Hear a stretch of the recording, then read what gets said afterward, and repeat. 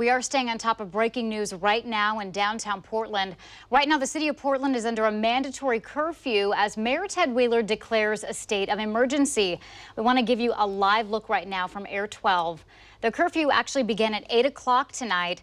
We're looking at a few people walking around downtown. All of those people you're looking at are in violation of that curfew that went into effect at 8. Air 12 has been tracking this group since the order went into effect. As you can see, not a massive group of people, nothing like what we saw yesterday, but police have set up lines and they've sent out warnings to people trying to get them to move.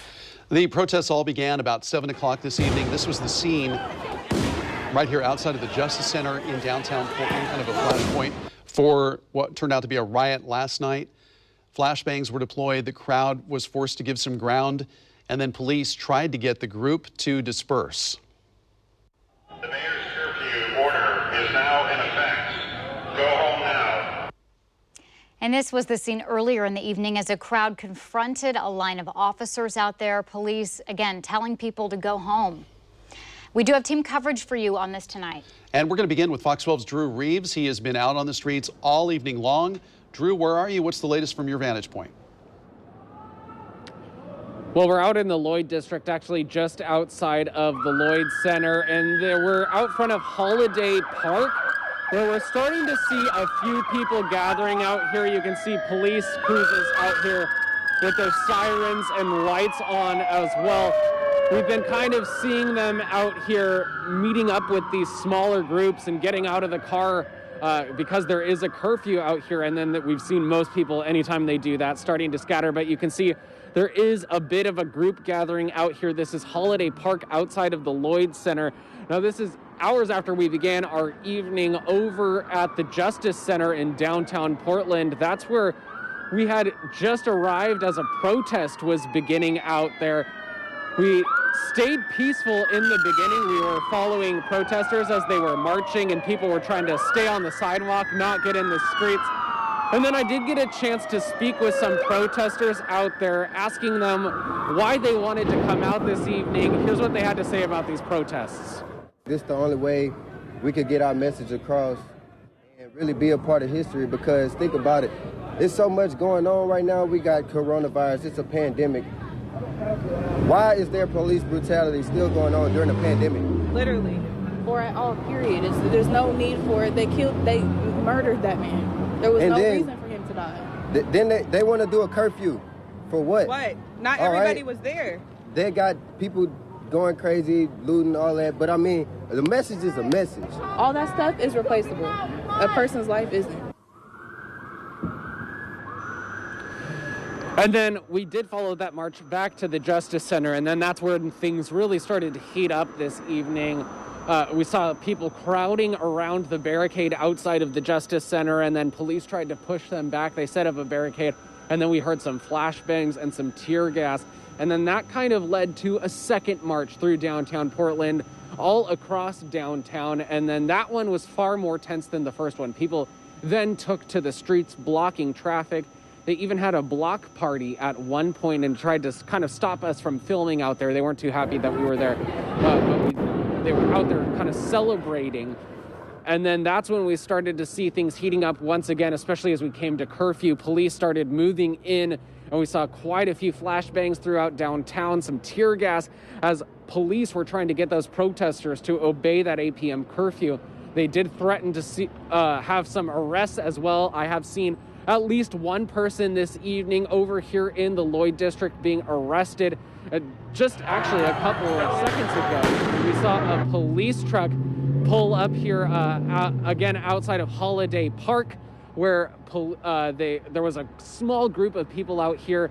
They got off their truck and moved towards them, and then that crowd dispersed. And again, that's kind of been the story out here in the Lloyd district. It's smaller groups that we've been seeing, but as soon as police arrive and go towards them, that group takes off and starts running in another direction. But none of those groups have been very large.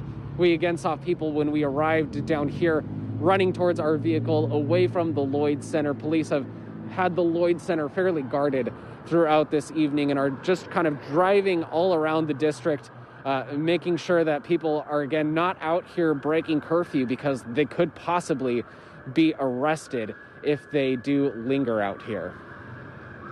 Okay, Drew Reeves reporting live right now from the Lloyd District. As you see, still a lot of sirens, a huge police presence still there.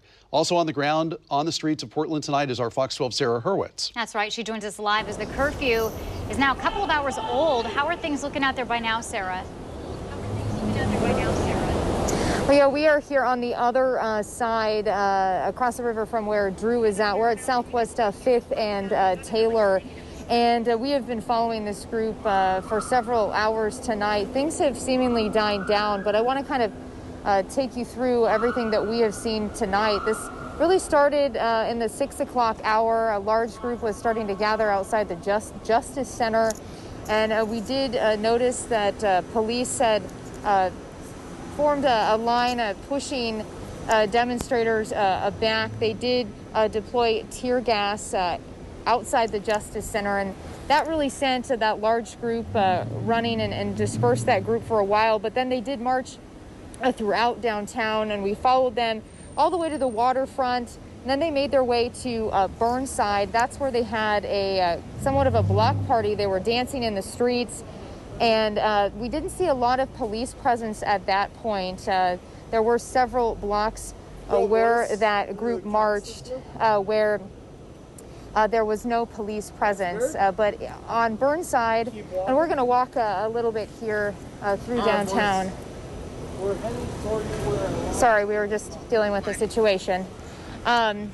We were following the group to Burnside. That's when police did form another line and pushed them back a bit and deployed some tear gas.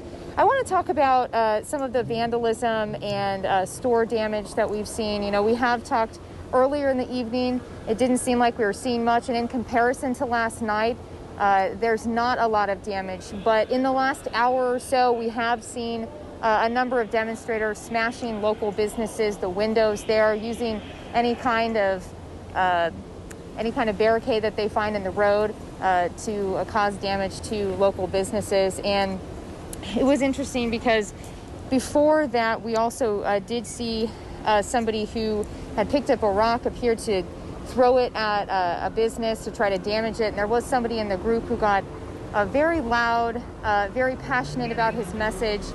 He said that he was not happy with that idea, that was not what they were trying to put out there in their message. And there did seem to be a lot of people that appreciated that because they clapped after he said that. So things have seemingly died down here. We're now seeing police circle around downtown, but there are really no groups left that I'm seeing, any large groups at this point.